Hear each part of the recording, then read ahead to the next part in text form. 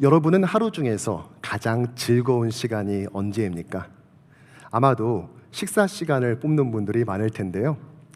기다려지는 시간일 뿐만 아니라 실제로 꽤 큰 비중을 차지하기도 합니다. 우리 인간의 수명을 80년으로 보았을 때 약 26년은 우리 일하면서 보내게 되고 약 25년 동안은 잠을 자게 됐습니다. 그런데 밥을 먹으면서 보내는 시간은 네 번째로 많은 약 6년이라고 하지요. 저 역시 태어나서 매일 세 끼를 다 챙겨 먹었다 가정해 봤을 때 지금까지 약 4만 8천여 번의 식사를 한 셈이 되는 것입니다. 그런데 그 가운데서도 제가 지금까지 생생하게 기억하고 있는 식사 자리 하나가 있습니다. 제가 군목을 마치고 사랑의 교회로 다시 교구 목사로 사역을 시작했을 때였습니다. 이 교구 부임 인사를 겸해서 여자 순장님 몇 분과 식사 자리를 가졌었는데요. 처음 만나는 자리여서인지 한눈에 봐도 꽤 고급스러워 보이는 식당을 예약하셨습니다.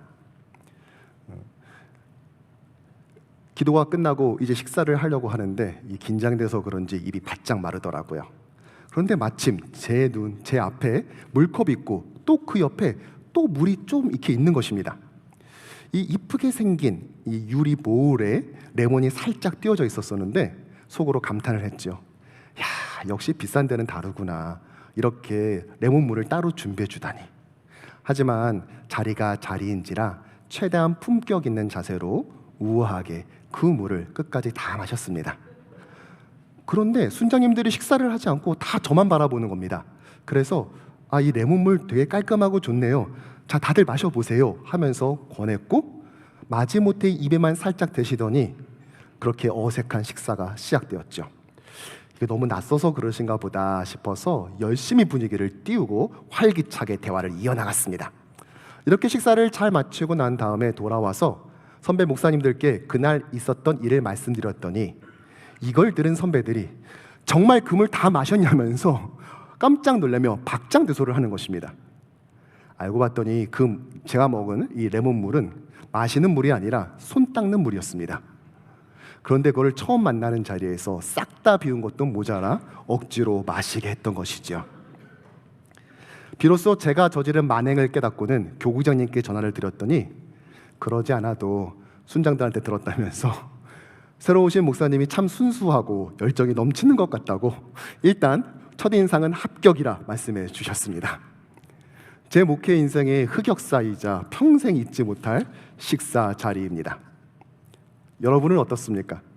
여러분이 평생 잊지 못하는 인생 식사는 언제입니까? 가장 비싼 음식입니까? 아니면 분위기가 좋았던 식당인가요?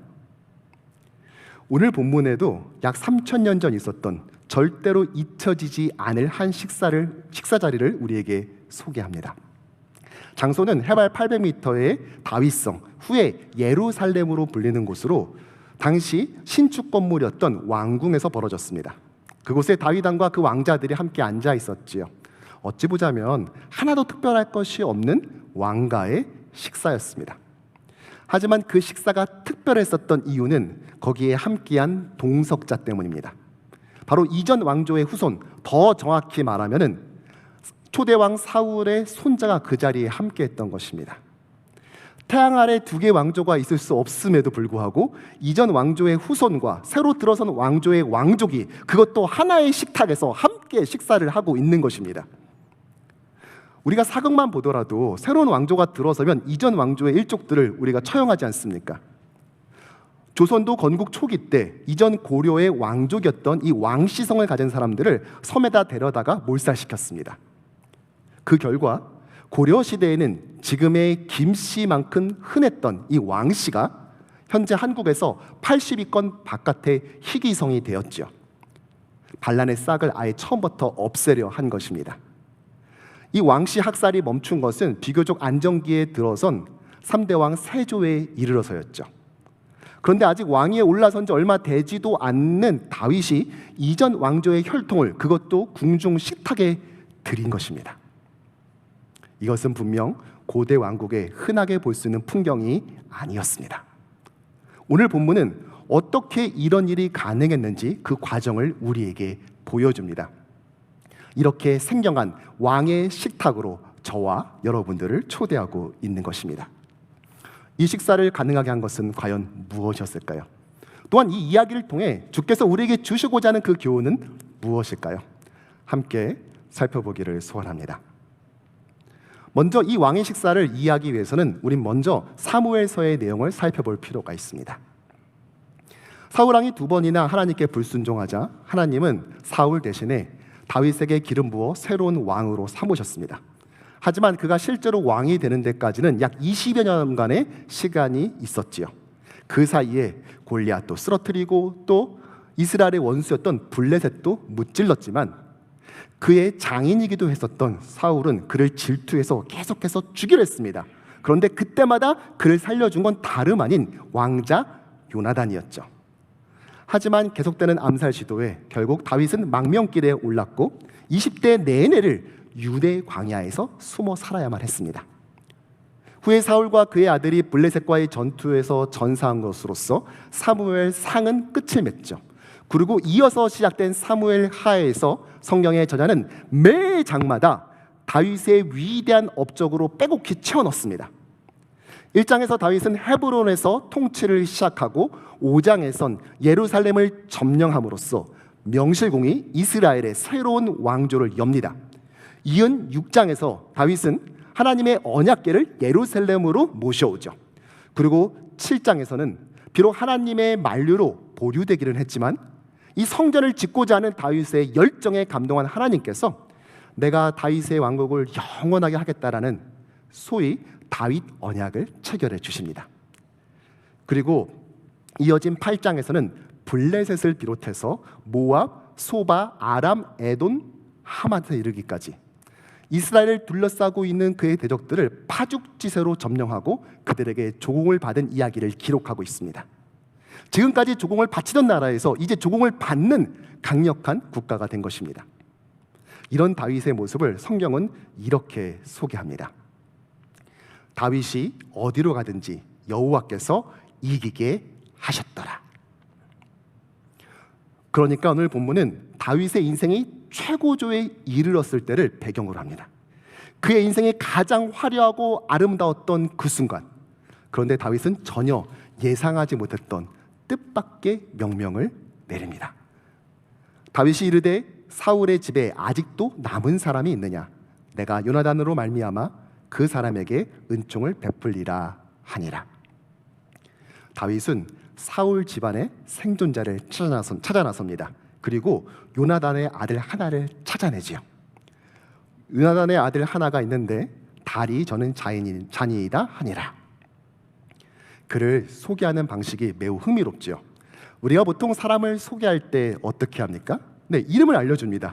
그런데 본문에선 이름은 알려주지 않고 다리 저는 자, 13절을 참고해 보자면 두 다리 모두를 저는 자라라고 말합니다. 그가 어쩌다 이렇게 됐는지는 4장에서 소개되고 있는데 사울과 요나단이 전사했다는 소식이 알려지자 그 유모가 이 아이를 들고 빠르게 도망가다가 그만 놓쳐서 이 아이의 두 다리가 못 쓰게 되었고 그때가 아이 5살 때라고 말해줍니다. 그러니까 이 이름 없는 요나단의 아들은 아직 킹더도 가기 전에 하루아침에 할아버지와 아버지를 잃었을 뿐만이 아니라 왕 세손에서 영구장애를 가진 도망자로서 전락해 버린 것이죠. 본문은 그의 이름을 여전히 알려주지 않은 상태로 지금까지 그가 어디에 숨어 살았는지를 소개합니다. 우리 4절과 5절의 말씀을 읽어볼까요? 왕이 그에게 말하되 그가 어디 있느냐 하니 로드발 다윗 왕이 그를 데려오니. 지금까지 그가 어디 살았습니까? 네, 로드발입니다. 즉 사울 가문이 속했던 블레셋 땅이 아니라 요단 동편, 그것도 갓지파의 땅끝 경계에서 숨어 살았던 것입니다. 더구나 로드발이라는 말은 풀이 나지 않는, 풀이 없는 황무지란 뜻입니다. 지금까지 그곳에 숨어 살았습니다. 왜요? 왕조는 패망하고 이제 유다 지파의 다윗 왕국이 세워졌습니다. 그리고 사울 왕이 죽고 난 다음에 다윗은 사울 가문과 무려 7년이나 내전을 해야만 했습니다. 그러니까 많은 사람들이 세상에 내 이름을 떨칠 거야, 알릴 거야 하고 있을 때 이 요나단의 이름 없는 아들은 이스라엘 가장 땅끝에서 자신이 잊혀지기만을 소원하며 살았던 것입니다. 그런데 어느 날 왕궁 수비대가 찾아오더니 다윗 왕께서 좀 보자십니다. 지금 저희랑 함께 가시죠 라고 한 것입니다. 어떠한 느낌이었을까요? 아마 자기 심장 소리가 귀에 들리는 것처럼 요동쳤겠지요. 그리고 그는 다윗 왕 앞에 서게 됩니다. 사울의 손자요 요나단의 아들 무비보셋이 다윗에게 나와 그 앞에 엎드려 절하매 다윗이 이르되 무비보셋이여 하니 그가 이르기를 보소서 당신의 종이니이다. 그가 절하여 이르되 이 종이 무엇이기에 왕께서 죽은 개 같은 나를 돌아보시나이까 하니라.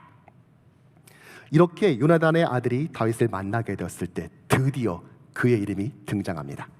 바로 무비보셋이죠.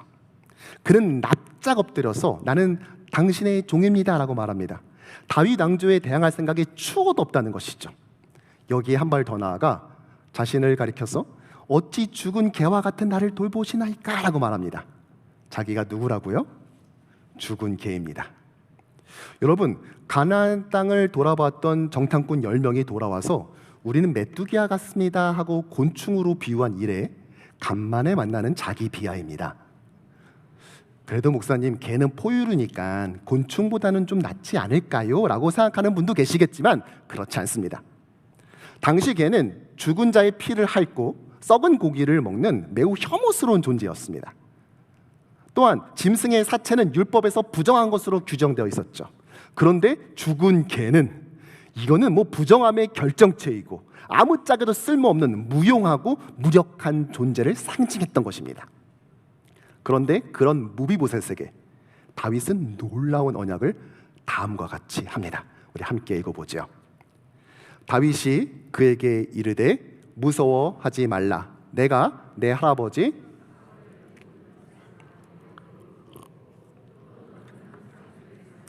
떡을 먹을지니라 하니.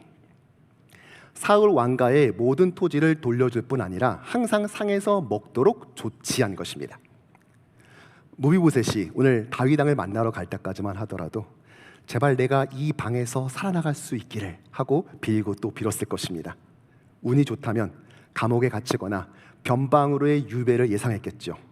하지만 재산 취득에다가 왕족으로서의 신분 회복, 이것은 그의 예상 보기에 전혀 없었던 것입니다. 아마 당사자인 무비보셋뿐만이 아니라 옆에 있었던 다윗의 신복들도 깜짝 놀랐을 것입니다. 그렇다면 자연스럽게 이러한 질문이 이어집니다. 도대체 다윗은 왜 그러한 선택을 했던 것일까요? 여기에 몇 가지 추론이 있습니다. 어떤 분들은 다윗과 요나단의 우정에 주목합니다. 비록 절친 요나단은 죽었지만 그의 남겨진 아들을 끝까지 지켜줬다는 것이죠. 가령 이런 겁니다. 내가 네 애비를 처음 만난 것은 내가 10대 때였단다. 그때 우리의 우정은 남달랐지. 이제는 내가 네 애비다. 아빠 해봐. 이러면서 다윗의 눈시울이 붉어지면서 감동적인 음악이 밑에 쫙 깔리고 죽은 요나단의 그 얼굴이 오버랩되면서 짠하고 드러나는 것입니다. 사실 요나단이 몇 번이고 다윗의 목숨을 구해주지 않았습니까? 이제는 다윗 차례라는 것입니다. 자, 이렇게 보자면 본문의 주제는 뭐가 되죠? 인간이면 의리를 지키고 살아야 한다. 또는 대를 이은 아름다운 우정, 이렇게 귀결될 것입니다. 윤리적이고 도덕적인 접근을 한 것이지요. 반면 또 어떤 분들은 정반대로 다윗의 오늘 이 은총에 강력한 의구심을 제기합니다.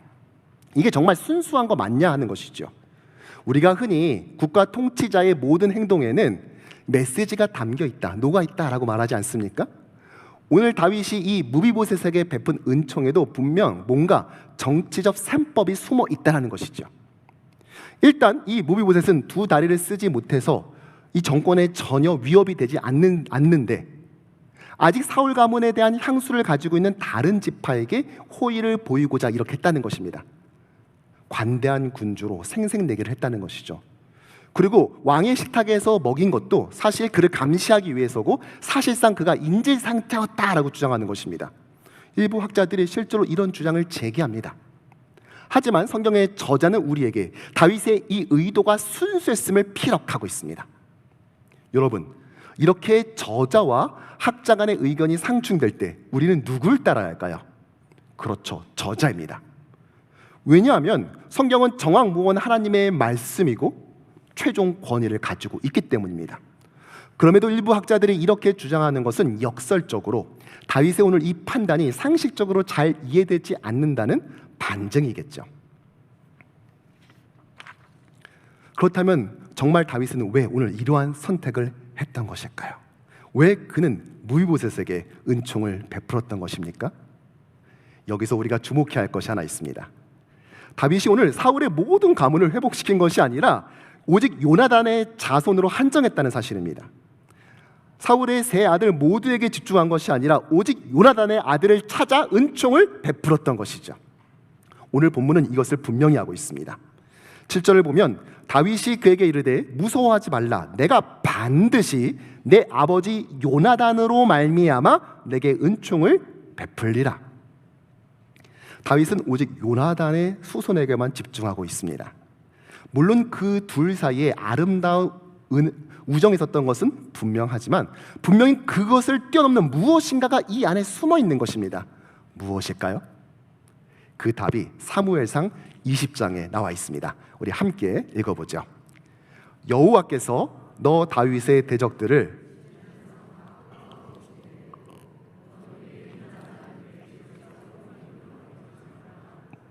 이에 요나단이 다윗의 집과 언약하기를 여호와께서는 다윗의 대적들을 치실지어다 하니라.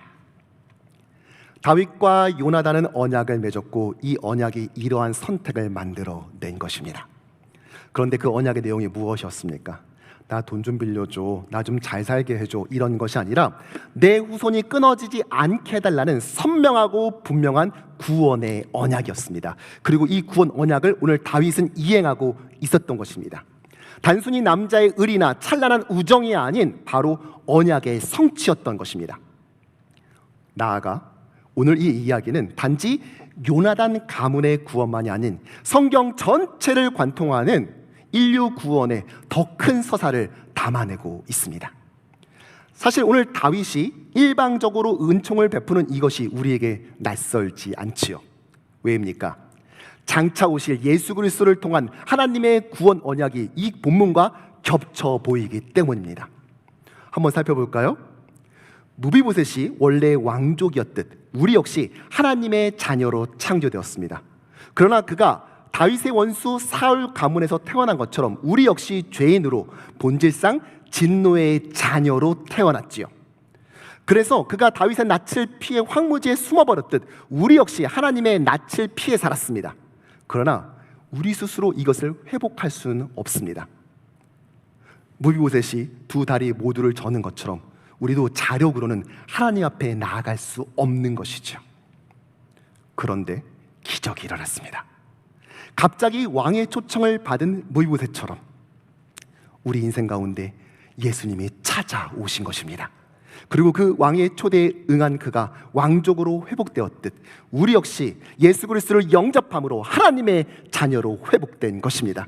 이제 그가 매일마다 왕의 상에서 먹듯이 이제 우리는 하나님과 매일마다 그 아름다운 교제를 할 수 있게 된 것입니다. 사실 오늘 이 무비보셋 이야기뿐이 아닙니다. 성경 전체가 이 하나님의 구원 언약을 그리고 있으며 그 성취자이신 예수 그리스도께 주목하고 있습니다. 구약 안에는 신약이 숨어 있고 신약에는 구약을 드러낸다라고 말하지 않습니까? 즉 구약은 오실 예수 그리스도를, 신약은 오신 예수 그리스도를 증거하고 있는 것입니다. 비록 구약에 예수라는 이름이 선명하게 나와 있지 않다 할지라도 수많은 다양한 그림 언어를 통해 예수를 선언하고 선포하며 계시하고 있는 것이죠. 창세기에서 예수님은 여자의 후손으로 예고되고 있고 출애굽기에선 유월절 어린 양으로, 레위기에선 거룩한 대제사장이시요 민수기에선 하늘의 만나 되시며 신명기에서는 모세와 같은 선지자로 예고되고 있습니다. 이어지는 여호수아에서 예수님은 하나님의 군대 장관이 되시고 사사기에선 진정한 사사요, 룻기에선 우리의 기업 물을 자 되시며 사무엘서는 다윗의 후손 되시고 열왕기와 역대기에서는 이스라엘의 진정한 왕이 되시며 에스라에선 포로의 회복자요, 느헤미야에선 성전 재건자 되시며 에스더에서는 죽음을 무릅쓴 대변자로 우리에게 등장하십니다. 시가서 역시 마찬가지이죠. 욥기에서 예수님은 우리 인생의 유일한 해답이 되시고, 시편에선 선하신 목자가 되시며, 잠언에선 참된 지혜자요, 전도서에선 인생의 허물을 채우는 분 되시며, 아가서에선 자격 없는 자를 사랑하시는 분으로 그리고 있습니다. 17권의 예언서 역시 마찬가지입니다. 이사야에서 예수님은 고난받는 종이시고, 예레미야에선 새 언약자 되시며, 에가서에선 눈물의 선지자요, 에스겔에선 솟아나는 뿔 되시고, 다니엘에서는 뜨인 돌로 나타나십니다. 호세아서는 예수님을 인내하신 남편으로 우리에게 소개하고 있고, 요엘에서는 이른 비와 늦은 비로, 아모스는 하나님의 다림줄로, 오바냐는 열방의 심판자 되시며, 요나는 부활의 주요, 미가는 평화의 왕으로 예수를 그리고 있습니다. 나훔에서 예수님은 우리의 환난 날의 산성이 되시고, 하박국에서는 궁극적 승리 되시며, 스바냐에서는 구원을 베푸시는 전능자요, 학계에선 성전 되시며, 스가랴에선 의의 가지 되시고, 마지막 말라기에서는 의의 태양으로 우리에게 계시되고 있습니다. 이렇게 구약 39권 모두는 구원의 성취자 되시는 예수 그리스도를 소리 높여 외치고 선포하고 있는 것입니다. 따라서 오늘 이 사무엘하 9장의 무비보셋 이야기는 하나님의 구원 언약인 복음의 축약인 것입니다. 또한 이 왕의 식탁에 초대된 것은 단지 무비보셋뿐만이 아니라 예수를 구주로 믿고 고백하는 우리 모두인 것입니다. 그렇다면 이렇게 왕의 식탁에 초대받은 우리는 어떻게 해야 할까요? 이 말씀을 우리 삶에 어떻게 구체적으로 적용할 수 있을까요? 먼저는 왕이 차려놓으신 그 음식을 먹어야 합니다. 여러분, 하나님께서 주시는 양식이 무엇이죠? 사람이 떡으로만 살 것이 아니요, 하나님의 입에서 나오는 모든 말씀으로 살 것이니라. 네, 하나님의 말씀, 성경입니다. 그렇다면 여러분은 그것을 꼭꼭 씹어 오늘도 잘 섭취하고 계십니까? 사람이 가장 위험할 때가 언제입니까? 여러분의 아내가 가장 위험할 때가 언제이죠? 네, 공복 상태입니다. 사람이 배가 부르면 물건 해치지 않아요. 그런데 밥대를 놓치면 날카로워지고 예민해집니다. 남자나 여자나 다 똑같습니다. 그래서 군대 다녀오신 분은 아시겠지만, 전쟁에 실패한 군인은 용서해도 배식에 실패한 군인은 참해야 한다라는 말이 있지 않습니까? 당시 왕의 식탁에 오른 음식이란 어떤 것이었겠습니까? 엄선된 재료의 최고의 요리사가 한 음식 아닐까요? 그렇다면 열방의 왕이신 하나님께서 차린 그 밥상은 이건 최소 미슐랭 별 3개 아니겠습니까? 그런데 그 진미를 차려놨다 한들 먹지 않는다면 그것이 무슨 의미가 있겠습니까? 그래서 이런 안타까운 일이 벌어지지 않도록 교회는 성도들이 말씀을 배우고 익히도록 식탁을 준비하는 것입니다. 그래서 그들에게 말씀의 맛을 볼 수 있는 기회를 제공하는 것이죠. 그리고 이 맛을 깨달은, 또 알게 된 성도들은 이 왕의 식탁을 더욱더 깊이 사모하게 되는 것입니다. 저는 사실 이런 일을 목격하고 있습니다. 현재 지금 양육훈련이 진행 중인데요, 그중에 토요일 오전 남자 양육반이 있습니다. 거기에 참석하는 30대 중반의 한 형제가 있는데, 이분은 건축 일을 합니다. 그런데 현장이 지금 하필이면 시카고예요. 그래서 월요일날 비행기를 타고 시카고에 갔다가 금요일날 돌아와서 토요일날 양육훈련을 하고 주일 예배를 드리고 다시 갑니다. 이거를 지금 몇 달째 반복하면서 이 훈련에 빠지지 않고 참여하고 있어요. 왜요? 왕의 진미의 맛을 본 겁니다. 원래 미슐랭 가이드를 보면은 별 하나는 요리가 훌륭한 식당, 별 2개는 꽤 멀리까지 갈 만한 식당인데, 별 3개는 요리가 너무 훌륭해서 이것을 맛보기 위해 굳이 여행까지 갈 만한 가치가 있는 식당을 말합니다. 그 형제는 별 3개를 맛본 것입니다. 지난 제자훈련 때 저는 남자반을 맡았었습니다. 30대에서 50대 초반까지 1세, 1.5세, 2세로 이루어진 9명의 형제들이 목요일 저녁마다 모여서 말씀을 토론하고 배우고 익히는 아름다운 시간을 가졌습니다. 그런데 그중에 한 집사님은 교회에서 40마일 떨어진 코로나에 사시고, 또 다른 분은 교회에서 63마일 떨어진 핀란드에서 오셨습니다. 한 번 가는데 1시간 20분입니다. 훈련이 끝나고 집사님 집이 머니까 먼저 출발하세요, 빨리 가세요 라고 했는데도 한사코 끝까지 남아서 책상 정리를 돕는 것입니다. 아니 집사님, 지금 떠나도 자정 다 돼야 도착합니다. 빨리 가시죠 라고 했을 때 그 집사님께서 던진 한마디가 저와 다른 형제들의 마음을 크게 울렸습니다. 이렇게라도 우리 제자반과 조금 더 같이 있고 싶어서 그래요. 사랑하는 여러분, 치열한 이민생활 속에서 회사에서 이리저리 치이다 교회에 와서 하나님의 말씀의 그 맛을 보고 푹 빠지니까 그게 그렇게 좋은 겁니다. 하나님의 그 차려놓으신 영적 진미를 맛보고 회복되고 살아나고 기운을 차리게 되는 것입니다. 우리가 이민생활을 하면서 안타까운 것 중에 하나가 아파서 몸 좀 눕게 되었을 때 일어나서 한술 떠보렴 먹고 기운 차려야지 하면서 내미는 어머니께서 손수 만드신 음식 아닙니까? 마치 그것처럼 전쟁과 같은 이민생활 속에서 지치고 찢기고 상처받은 우리에게 하나님께서는 말씀을 내미시면서 우리를 위로하시고 회복시키기를 원하시는 것입니다. 왕의 식탁에 초대받은 우리가 해야 될 또 하나의 것이 있습니다. 그것은 바로 대화입니다. 여러분, 정말 밥상에서 정말 밥만 먹으면 안 됩니다. 한번 상상해 보십시오. 어떤 분이 초대해서 집에 갔는데 정말 한마디도 않고 끝까지 밥만 먹는 겁니다. 어떨까요? 침묵이 지배하는 식탁은 교도소 독방과 다를 것이 없습니다. 우리가 식사 자리를 즐거워하는 이유는 음식도 있지만 대화가 있기 때문입니다. 그렇다면 왕의 식탁에서 하나님과 나누는 대화가 무엇입니까? 네, 바로 기도이지요. 그렇다면 여러분들은 그 기쁨을 지금 누리고 계시나요? 제가 지금까지 제 인생을 돌아봤을 때 이 왕의 식탁 대화의 기쁨을 가장 열심히 즐긴 사람이 있다면 아마도 제 어머니 같습니다. 제 모친께서는 재작년 저희 아버지께서 은퇴하시기 전까지 일주일에 3일을 교회에서 철학 기도를 하셨어요. 하루는 남편 목회를 위해서, 하루는 아들 목회를 위해서, 하루는 성도들을 위해서 말이죠. 충청도 가난한 집안에서 태어나 평생 목회자의 아내로 살면서 부유하지 않은 삶을 살았습니다.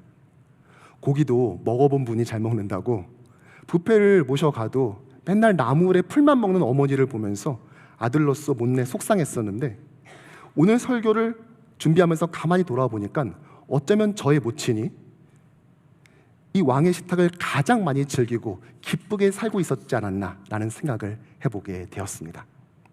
하지만 이것이 생각만큼 쉽지만은 않죠. 사실 대화도 연습이 필요합니다. 그리고 많이 참여할수록 더 즐거운 대화가 이어지겠죠. 그래서 교회에서는 다양한 기도의 장을 준비했습니다. 먼저 월요일부터 금요일까지 새벽 기도가 있죠. 그렇다고 꼭 새벽에만 나오라는 것은 아닙니다.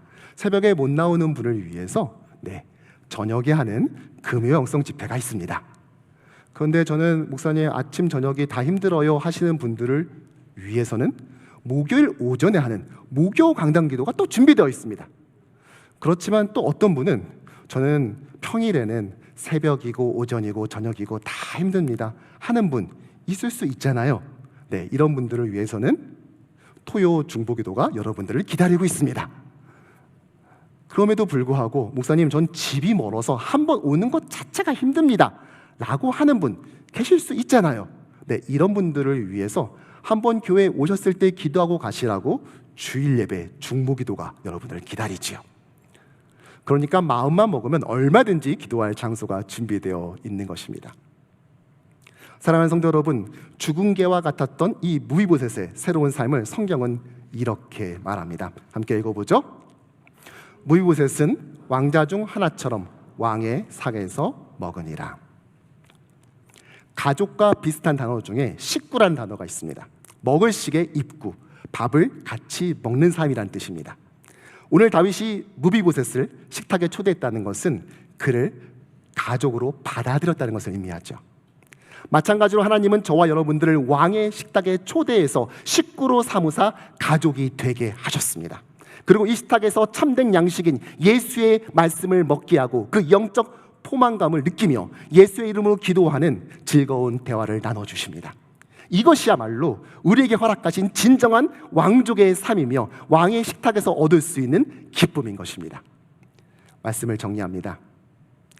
투자의 귀재로 알려진 워런 버핏과의 점심 식사 경매가 매년 화제를 모으고 있습니다. 이제는 마지막이라고 해서 특히 올해는 더 많은 관심을 받았는데요. 역대 최고가인 1,900만 불, 하나로 246억 원에 낙찰되었습니다. 너무 크니까 실감이 안 나시죠? 100만 불짜리 집 19채를 한 끼 식사에 투자한 것입니다. 그렇다면 온 우주를 창조하시고 운영하시는 하나님과의 한 끼는 얼마일까요? 누구도 살 수 없을 겁니다. 그럼에도 불구하고 언약의 성취자이신 예수께서 친히 십자가를 지사 자격 없는 우리를 왕의 식탁으로 초대해 주셨습니다. 사실 하나님의 식탁에 초대된 것이 우리의 구원을 의미한다면 매일 그 상에서 먹는 것은 우리의 성화, 즉 신앙생활을 의미할 것입니다. 여러분이 이 왕의 식탁에 처음 초대된 것은 언제입니까? 중요한 것은 언제 시작했냐가 아니라 지금 그 기쁨을 누리고 있느냐 하는 것입니다. 앞서 말씀드렸듯 제가 손 닦는 물을 흡입한 이 사건을 저를 평생 잊지 못하는 것처럼 아마 여러분도 잊지 못하는 그러한 식사 자리가 있을 것입니다. 특별히 제가 이민 목회를 하면서 놀랬던 것 중에 하나가 자신이 미국에 와서 처음 먹은 음식을 많은 분들이 기억하고 있다는 것입니다. 제가 이걸 확인해 보려고 지난주에 진짜 70대 후반의 한 성도께 전화를 걸어서 여쭤봤어요.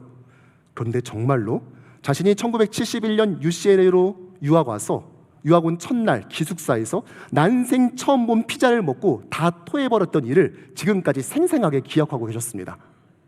왜일까요? 사랑하는 고국을 떠나 낯선 이 땅에 와서 먹은 그 첫 음식을 이민자는 쉽게 잊을 수 없는 것입니다. 그럼에도 불구하고 우리가 이민자로 이 땅에 살면서 허기짐을 느끼지 않을 수 있는 것은 주께서 우리를 왕의 식탁으로 초대하사 말씀으로 먹이시고 기도의 대화로 우리를 위로하고 계시기 때문입니다. 하지만 위로만 하는 것은 아닙니다. 왕의 식탁에 초대되었다는 것은 교제만을 의미하지는 않습니다. 당시 왕은 자신의 식탁에서 국가의 중요한 일들을 함께 논의했습니다. 그러니까 다윗이 오늘 무비보셋을 왕의 식탁으로 초대한 것은 단순히 밥만 먹인 것이 아니라 그를 자신의 왕국 통치에 합류시켰다는 것을 의미합니다. 실제로 성경이 그를 어떻게 소개하죠? 이름을 숨기고 있다가 다윗 앞에서 짠하고 공개하죠. 원래 무비보셋이라는 이름은 의역하자면 바알을 파괴하는 자라는 뜻이고 역대기에서는 그의 이름이 무릿발, 즉 바알과 다투는 자로 소개합니다. 그리고 역시 우리도 그와 같이 왕의 식탁에 초대된 것이죠. 그러니까 하나님은 자격 없는 우리를 왕의 식탁에 초대한 것뿐만이 아니라 바알로 상징되는 이 악한 세대를 대항하여 하나님의 나라를 함께 세우고자 하시는 것입니다. 원래 왕족이란 궁전에서 호의호식하는 삶이 아닌 이 왕의 뜻을 잘 받들어서 나라를 더욱더 견고하게 통치하는 것 아니겠습니까? 그러한 의미에서 우리는 이민자로 이 땅을 살아가지만 진정한 왕의 자녀인 것입니다. 하나님은 지금 총기와 마약, 인종차별과 혐오로 얼룩지고 병들고 망가져버린 이 땅을 치유하시고 하나님 나라를 심기를 원하십니다. 그리고 그의 식탁에서 말씀의 양식과 기도의 대화를 통해 하나님 나라 건설을 우리와 함께 도모하십니다. 그렇게 매일 우리를 그곳에 초대하십니다. 이제 곧 식사 시간이 돌아옵니다. 오늘 여러분의 식사 계획은 무엇입니까? 바라기는 오늘도 하나님 나라를 세우기 위해 우리를 왕의 식탁으로 초대하시는 주님 앞에 기쁨으로 나아가는 저와 여러분 되기를 주님의 이름으로 축복합니다.